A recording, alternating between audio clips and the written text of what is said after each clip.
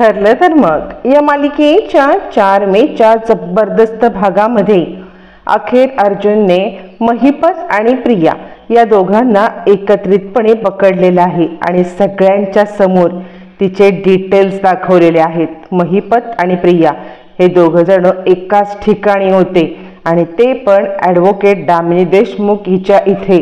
हे सगळं आता त्यांच्या गुजगोष्टी अर्जुनने सगळा व्हिडिओ समोर आणि सगळ्यांना जबरदस्त धक्का बसलेला आहे।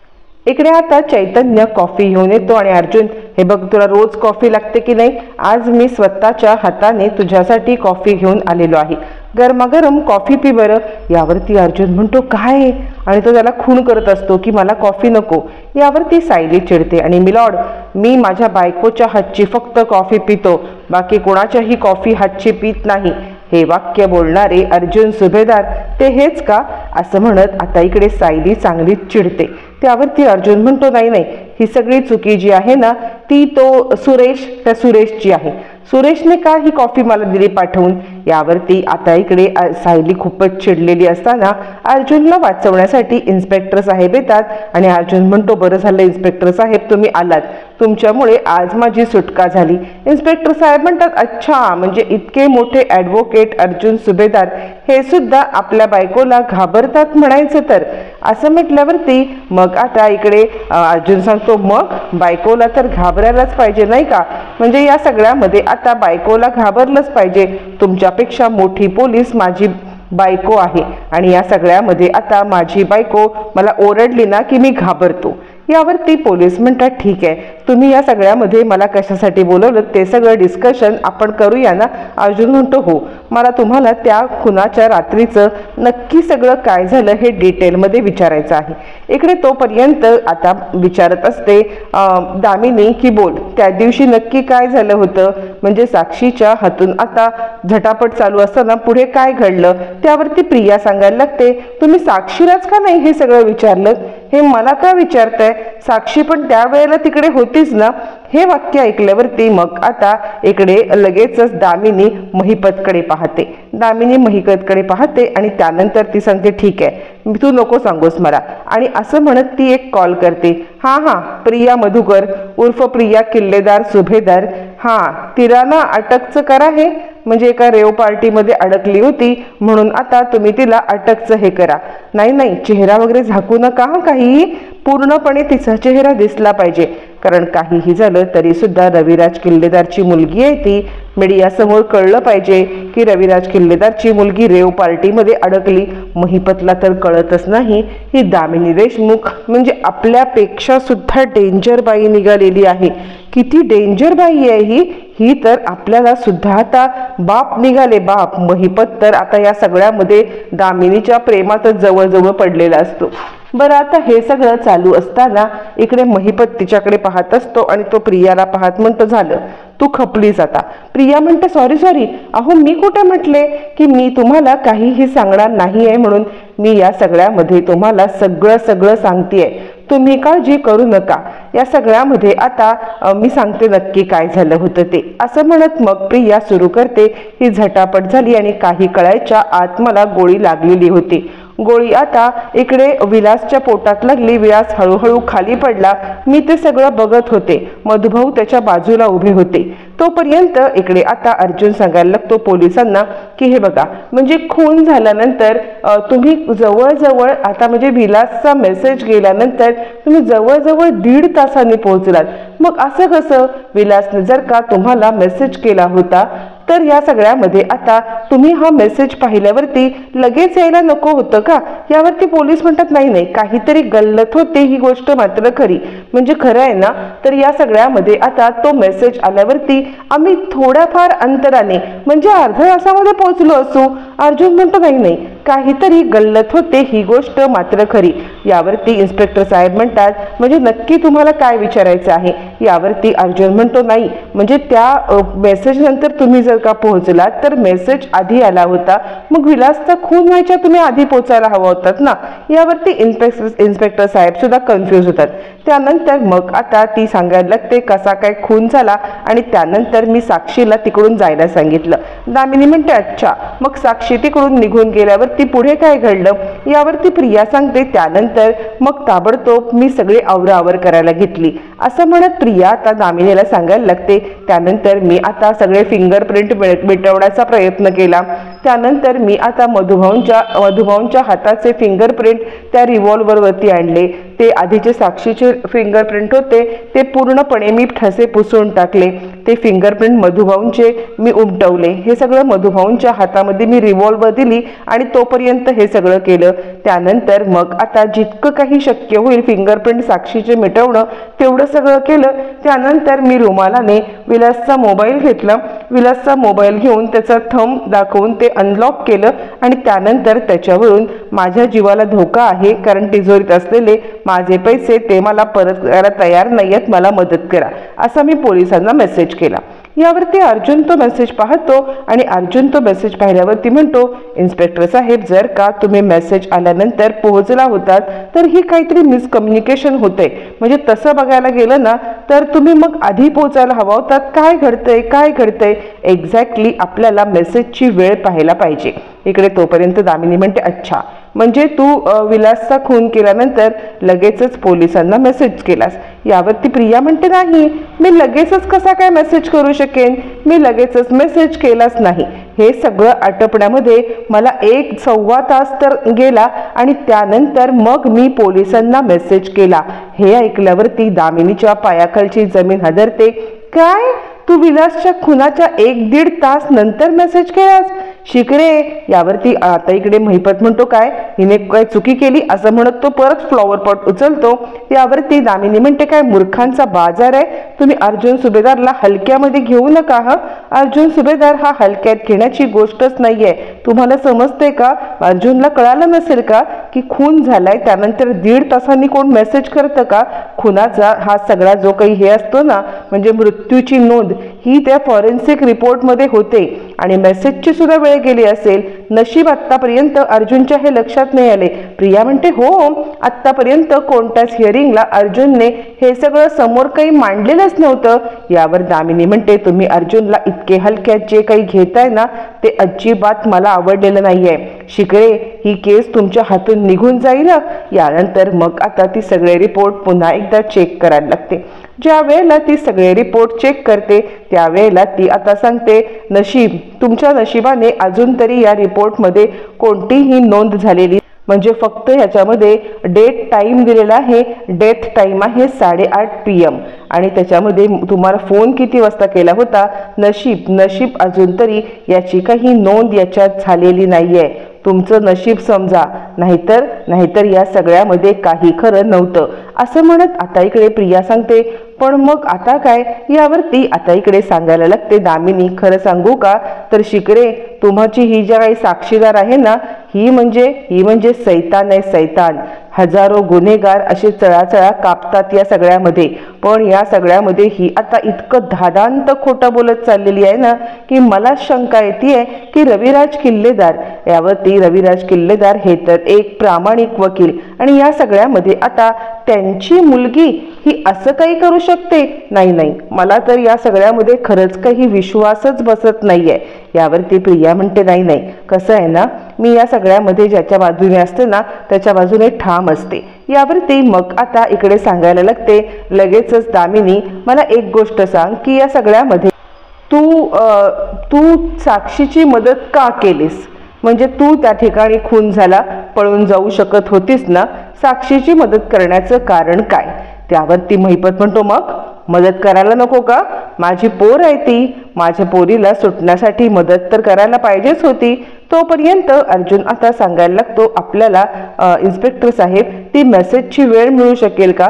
इन्स्पेक्टर साहेब म्हणतात हो नक्कीच, रेकॉर्डला कुठेतरी मेसेजची वेळ असेल, मी ती शोधून तुम्हाला सांगतो. त्यानंतर मग आता सांगायला लागते दामिनी, बोल ना, तू साक्षीची मदत का केलीस? साक्षीची मदत करण्यामागे तुझा हेतू काय होता?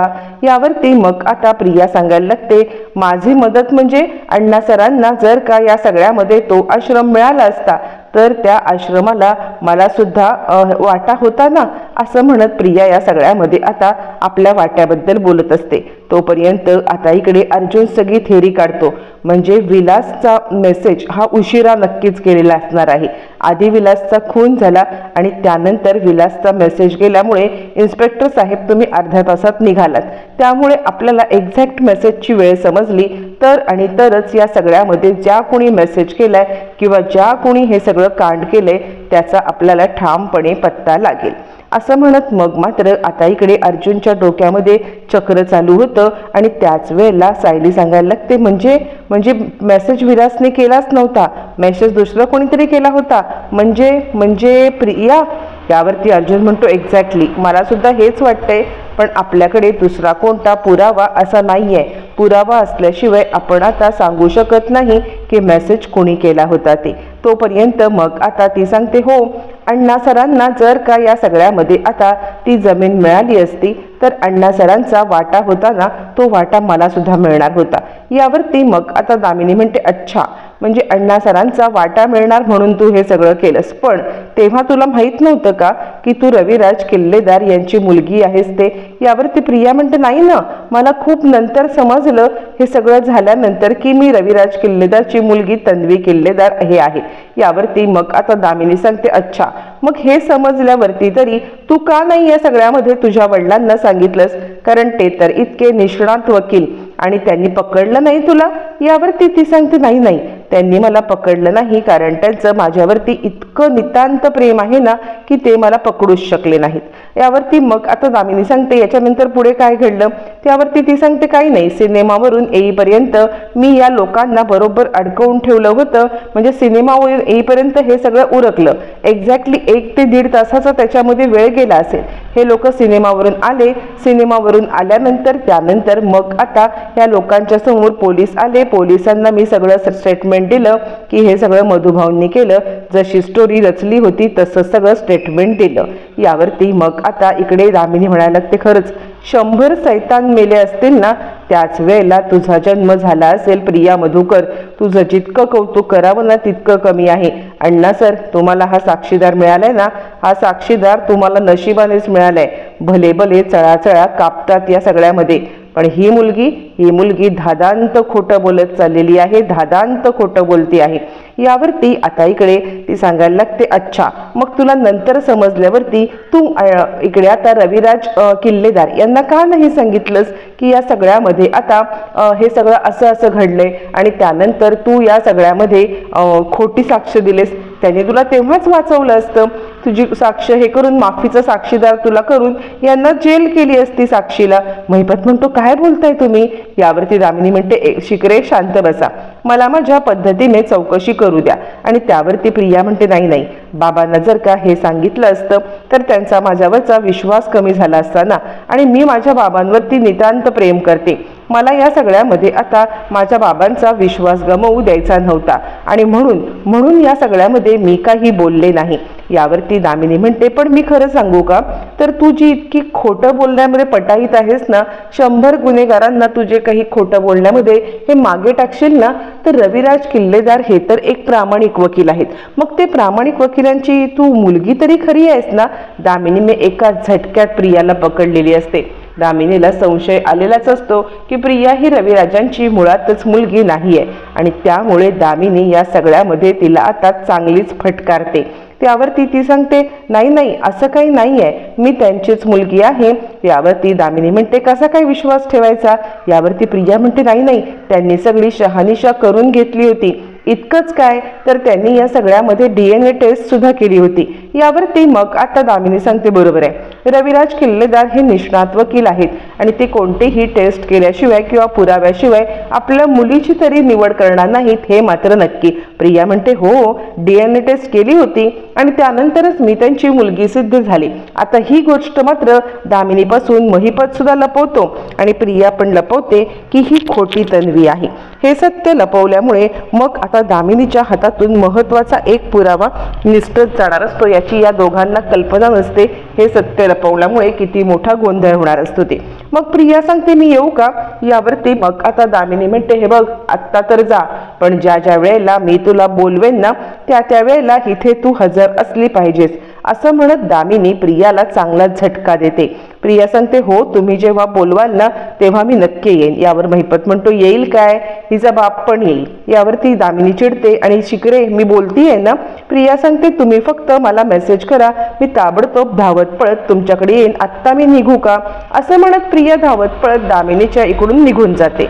तोपर्यंत अश्विन घरी येतो. घरी आल्यावरती तो म्हणतो, आज खूपच धावपळ झाली. यावरती आता इकडे सांगायला लागते, कल्पना धावपळ झाली का रे. अश्विन म्हणतो, काही नाही, आधी मी गेलो होतो क्लिनिकमध्ये, क्लिनिकमधून मग आता तन्वीला आणायला मी किल्लेदारांच्या घरी गेलो, रविराज काकांच्या, पण ती तिकडे पण नव्हती. मला कळलं की ती इकडे आली. मम्मा आपल्या घरात तन्वी किती रुळले ना, म्हणजे हल्ली आपल्या घरामध्ये खूप मिळून मिसळून राहायला लागली ना. यावरती आता इकडे कल्पना सांगते, अश्विन. त्यावरती विमला आता सांगते, अश्विन दादा तन्वीताई तर घरी आल्याच नाहीयेत. अश्विन म्हणतो, काय तन्वी घरी नाही आली. यावरती आता इकडे विमल सांगते, हो त्या ज्या सकाळी बाहेर गेल्यात ना त्या अजून आल्याच नाहीत. यावरती अश्विन म्हणतो, हे कसं शक्य आहे, म्हणजे मी रविराज काकाच्या इथे गेलो होतो आणि त्यावेळेला त्याने मला सांगितलं की तन्वी इकडे आलेली आहे.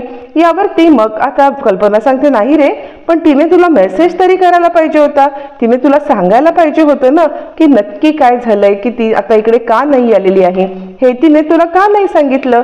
नाही मला तर काही कळतच नाहीये तन्वीचं, असं म्हणत पहिल्यांदा कल्पना प्रियाच्या विरोधात बोलत असते. तोपर्यंत इकडे आता अर्जुन सांगत असतो, म्हणजे ज्या व्यक्तीने मेसेज केलाय कदाचित तीच व्यक्ती या सगळ्यामध्ये सामील असण्याची शक्यता आहे. पोलीस म्हणतात, मी तुम्हाला एक्झॅक्ट रिपोर्ट जे आहेत ना ते पाठवतोच. पोलीस निघून गेल्यावर ती चैतन्य रिपोर्ट घेऊन येतो आणि रिपोर्टमध्ये असलेलं सत्य बघून अर्जुनच्या पायाखालची जमीनच हादरते. डेट टाइम असतो 8:30चा आणि त्यानंतर आता जवळजवळ 9:39 मेसेज केलेला असतो. अर्जुन तो पेपर सायलीकडे देतो आणि एक्झॅक्टली मेसेज कधी केलाय बघा बरं, असं म्हणत तो सायलीला मेसेज बघायला सांगतो.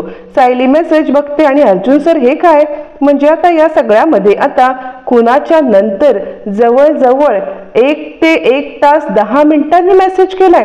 यावरती अर्जुन म्हणतो, हो एक्झॅक्टली 1 तास 10 मिनिटांनी ज्यांनी मेसेज केलाय तो या सगळ्यामध्ये आता खुन्याची मदत करतोय हे सुद्धा सिद्ध, किंवा तो खुनी आहे हे सुद्धा सिद्ध. आता तुम्ही बघा मी कशी ही केस पलटवतो. ही केस पलटवत मी आता तन्वीला कसा ह्याच्यात अडकवतो, कसं गेम बदलतो ते तुम्ही बघाच. अर्जुनच्या हातात हुकुमाचा एक्का लागलेला असतो आणि हाच तो हुकुमाचा एक्का असतो. अर्जुन आता याचा वापर जबरदस्त करणार असतो कोर्टात, पण कोर्टाच्या आधी घरामध्ये एक वेगळाच मॅटर होणार असतो आणि घरामध्ये हुकुमाचा एक्का एक वेगळाच फुटणार असतो. इकडे ज्या वेळेला अर्जुन घरी येतो त्यावेळेला साक्षी पण घरी येते. इकडे आता त्यावेळेला प्रिया पण घरी येते. प्रिया आल्यावर ती चैतन्य इकडे आता तोपर्यंत अश्विन चिडलेला असतो, प्रताप चिडलेला असतो. अश्विन म्हणतो, कुठे होतीस तू. यावरती प्रताप म्हणतो, तू रविराजांकडून निघून इतका वेळ कुठे गेली होतीस. ती सांगते, मी निशाकडे गेले होते. यावरती आता इकडे सांगायला लागतो अश्विन, निशा म्हणजे तीच तुझी ती मैत्रीण ना, मी त्या मैत्रिणीला फोन केला होता, गेले कित्येक महिने तिला तू भेटलेली नाहीयेस, तू का खोटं बोलतेस. त्यावरती अर्जुन म्हणतो, मी सांगतो ना ही कुठे गेली होती ते. असं म्हटल्यावरती अर्जुन आता आपला मोबाईल काढतो. मोबाईल काढून त्याच्यामध्ये असलेला तो फोटो दाखवतो आणि ही गेली होती तिच्या खास यांना भेटायला, महिपत शिकरे यांना. असं म्हणत अर्जुनने आता हे सगळं समोर आणल्यावरती प्रियाचे धाबे दणाणतात. महिपत शिकरेची माणूस प्रिया हे सत्य समोर